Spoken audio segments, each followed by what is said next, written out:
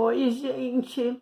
Vocês não acreditam, eu já tinha gravado quase todo o vídeo, mas daí eu vi que o vídeo ia interromper, sei lá, se é porque a bateria ia terminar, eu não entendo muito bem disso. Eu sei que estava clicando uma coisa ali que o vídeo ia ser interrompido.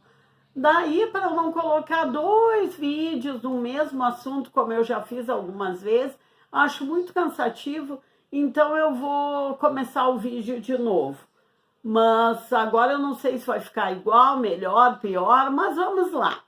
Gente, hoje eu vou fazer uma resenha sobre esse livro aqui, Memórias de um Suicida, da escritora espírita Ivone Amaral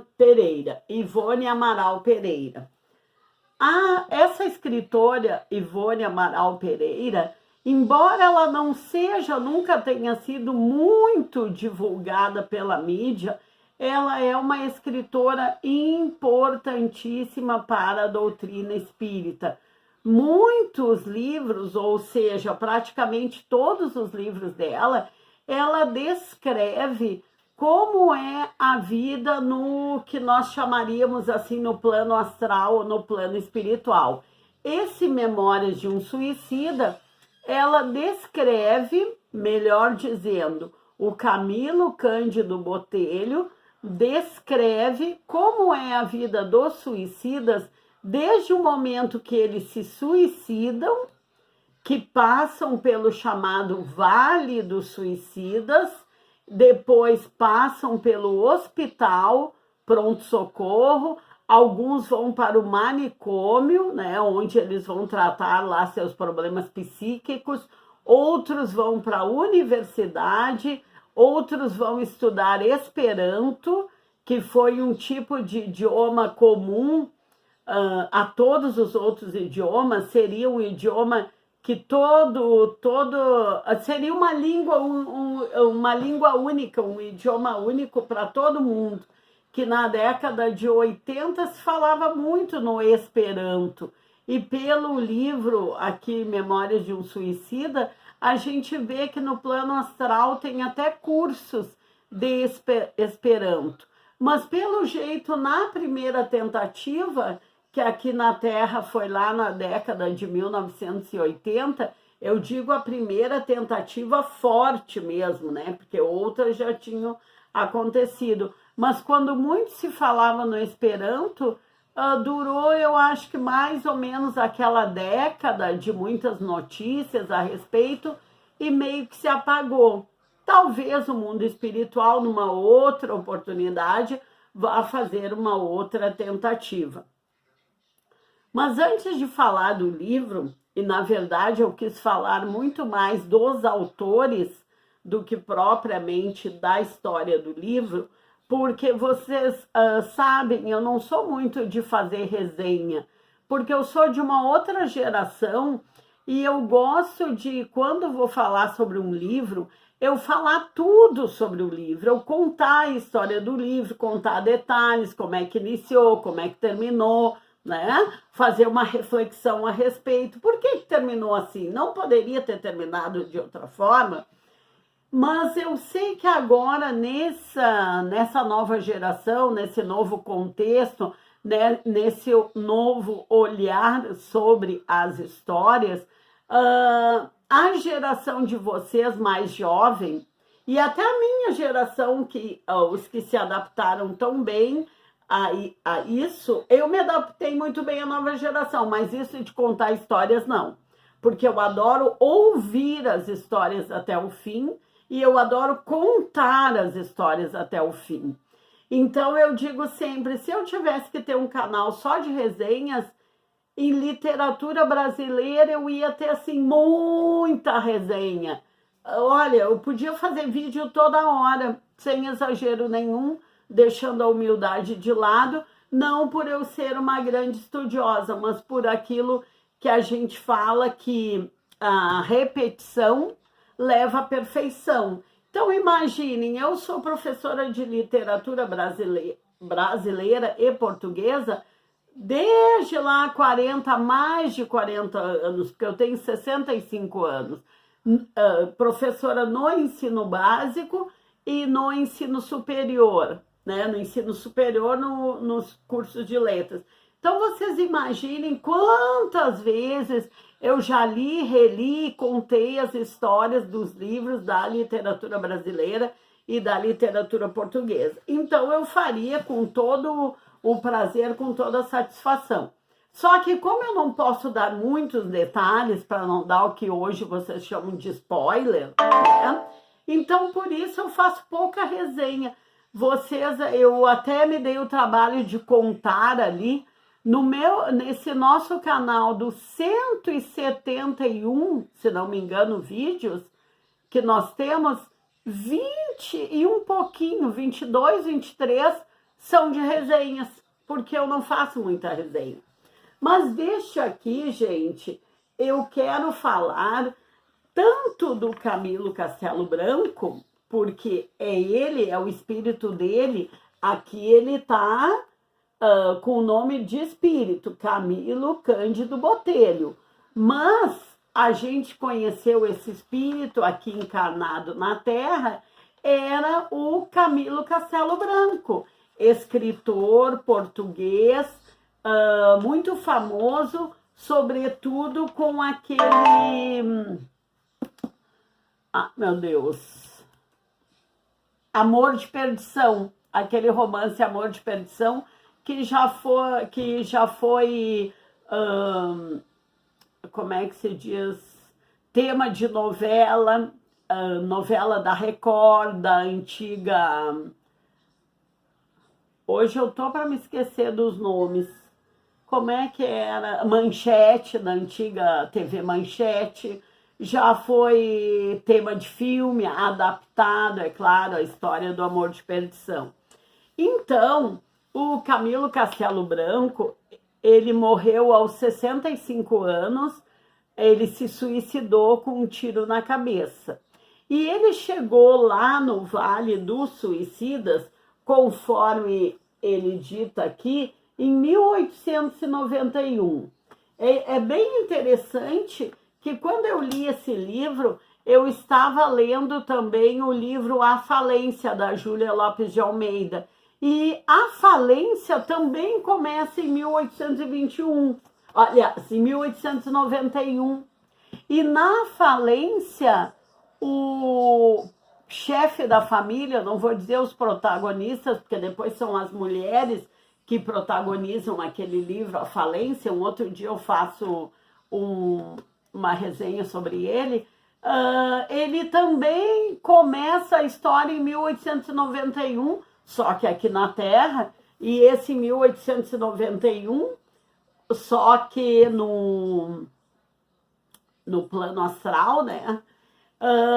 E os dois se suicidam, porque o Camilo Castelo Branco, escritor português, se suicidou, e o Teodoro lá, o chefe da família do livro A Falência, também se suicidou.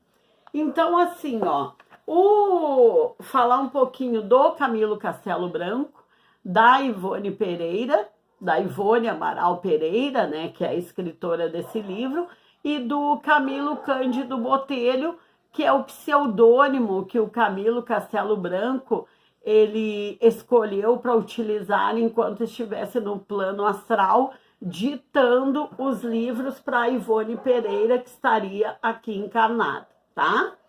Então, assim, o Camilo Castelo Branco, ele viveu aqui, né, no tempo do romantismo português, e até eu tenho que rever, são datas, porque eu tinha na minha cabeça que o Camilo Castelo Branco tinha morrido em 1900. Mas como aqui no livro diz que ele chegou no Vale dos Suicidas após a morte dele, por um tiro na cabeça, em 1891, então as datas não fecham muito, mas por questão de meia dúzia de anos, tá? Então isso não veio ao caso. Veio ao caso que ele viveu lá no século XIX, ele fez parte do romantismo português, ele teve uma obra imensa, ele foi teatrólogo, contista, cronista, escrevia artigos para os jornais da época, romancista e etc. Ele foi um nome muito prestigiado dentro das artes portuguesas, mais especificamente dentro da literatura. Mas ele também foi um homem assim, ó, de viver na boemia, de viver nas noitadas, de ter muitas namoradas. E na época ele pegou o que hoje a gente chamaria DST, uma doença sexualmente transmissível. E uma doença bem grave para a época, que eu acredito que continuaria, ou ainda é grave hoje, só que hoje, com o advento de tantos remédios, antibióticos e coisas, pelo menos eu não ouço muito mais falar sobre essa doença, né? Daí eu não sei, os médicos que devem saber. Mas ele contraiu a sífilis. E a sífilis dele, conforme lá a biografia, conforme os textos que o próprio Camilo Castelo Branco mandava carta para os amigos, estava numa fase bem grave, que tinha sífilis tipo 1, tipo 2, tipo 3, alguma coisa assim. Estava na fase mais grave.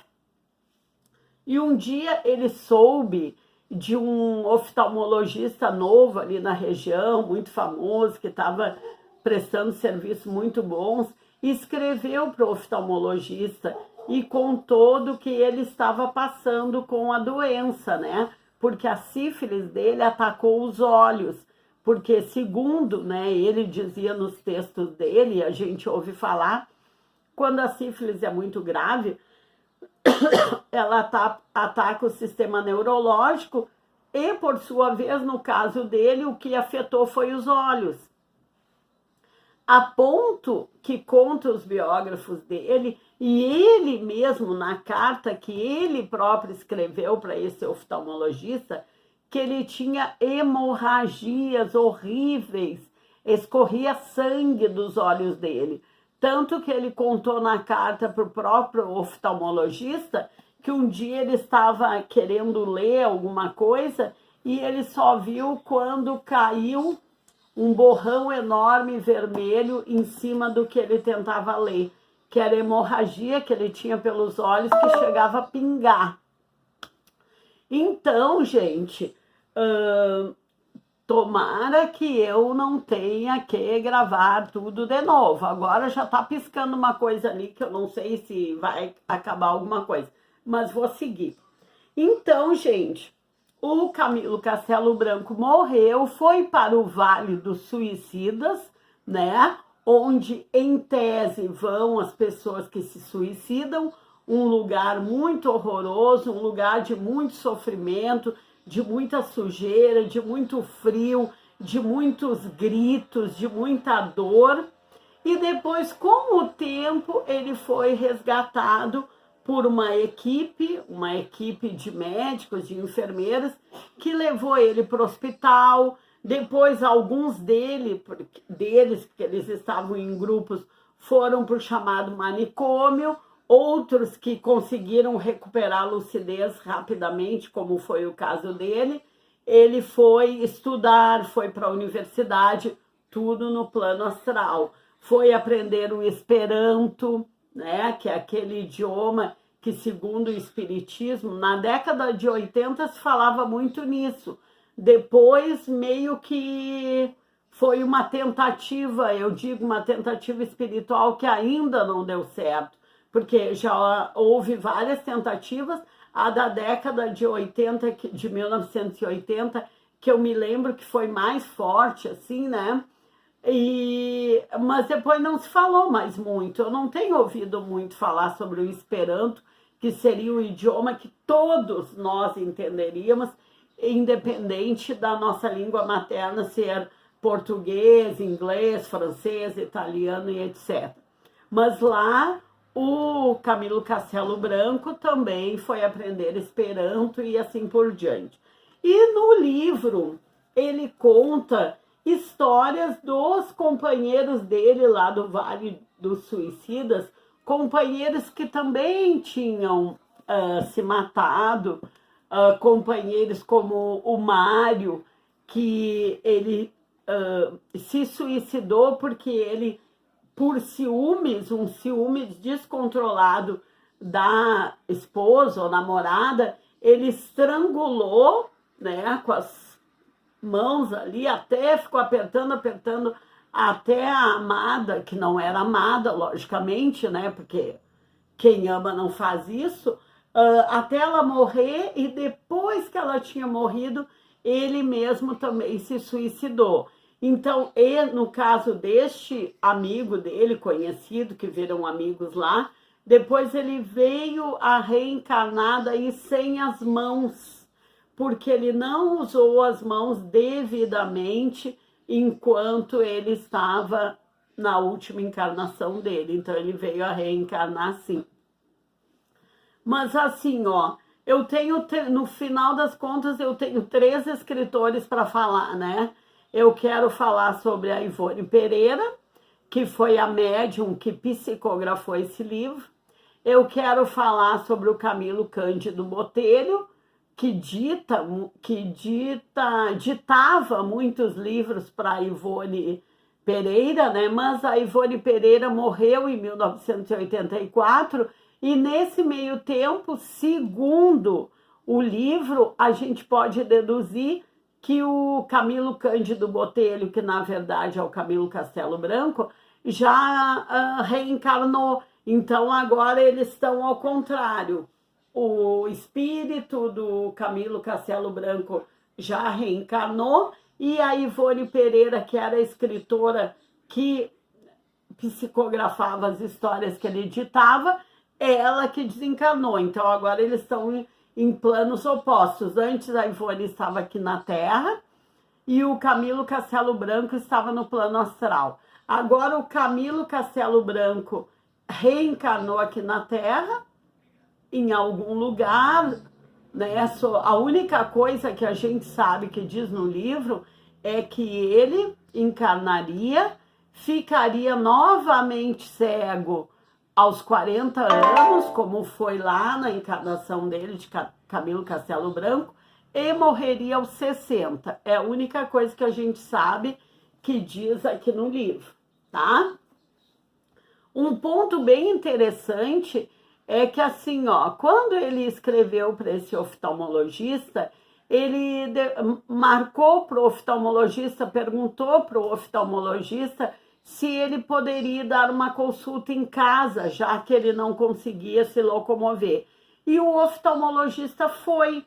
E depois de examinar os olhos dele, o oftalmologista disse algo do tipo: não, por enquanto tu descansa bem, faz esse tratamento com compressas, com isso, com aquilo.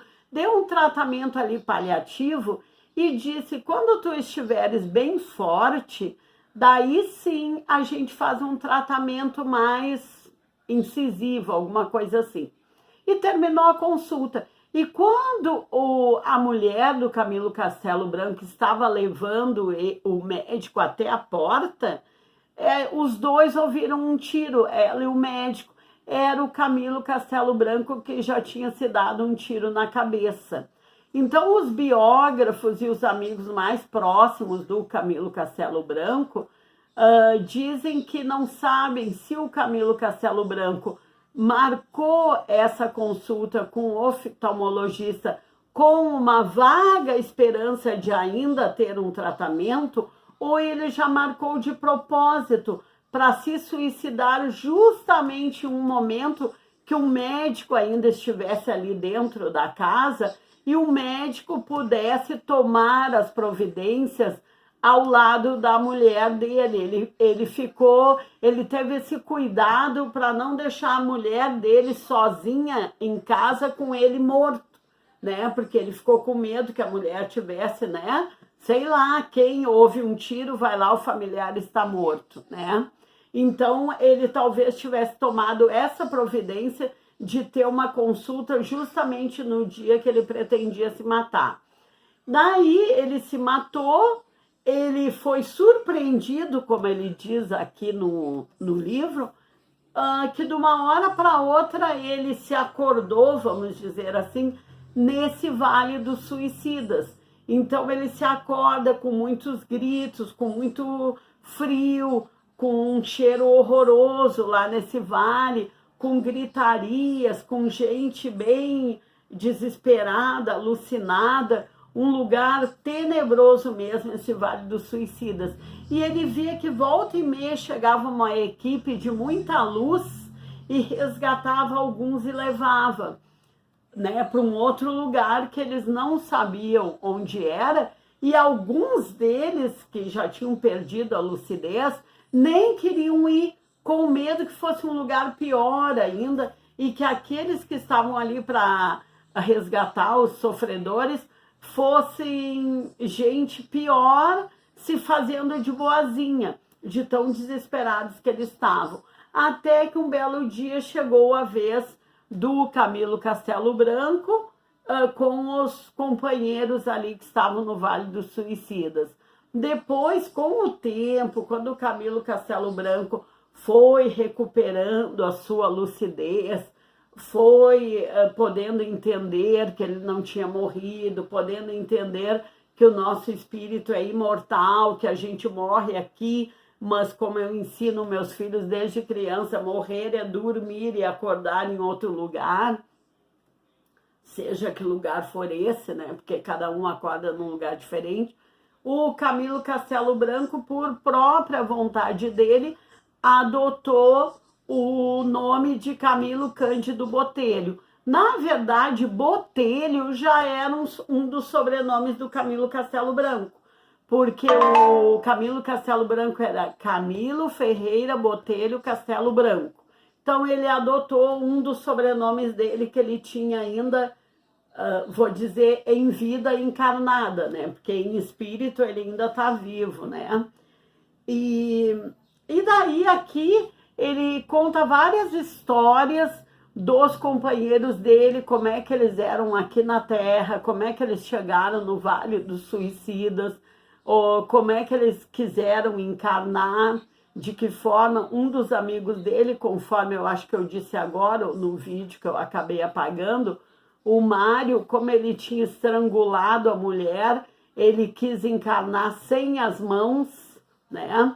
E o Camilo Castelo Branco, no final do livro, ele diz que vai reencarnar, mas a gente só sabe que ele vai reencarnar aos 40 anos, ele vai ficar cego novamente, como da última encarnação, e aos 60 anos ele vai morrer, né? E aqui conta também muito como os espíritos se aperfeiçoam do ponto de vista psicológico, do ponto de vista moral, do ponto de vista intelectual.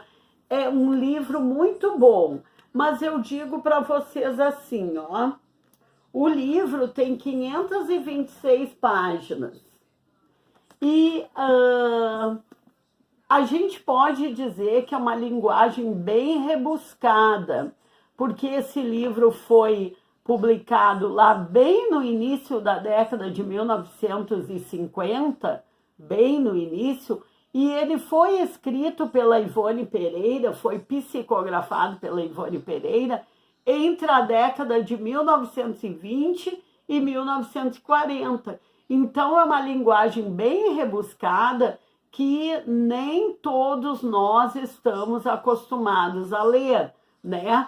Alguns, pela força da profissão, como é o meu caso, pela força da profissão de ter sido professora de português e literatura e também ser advogada e gostar de ler desde os 4 anos, eu consigo ler, vou dizer que até com uma certa facilidade.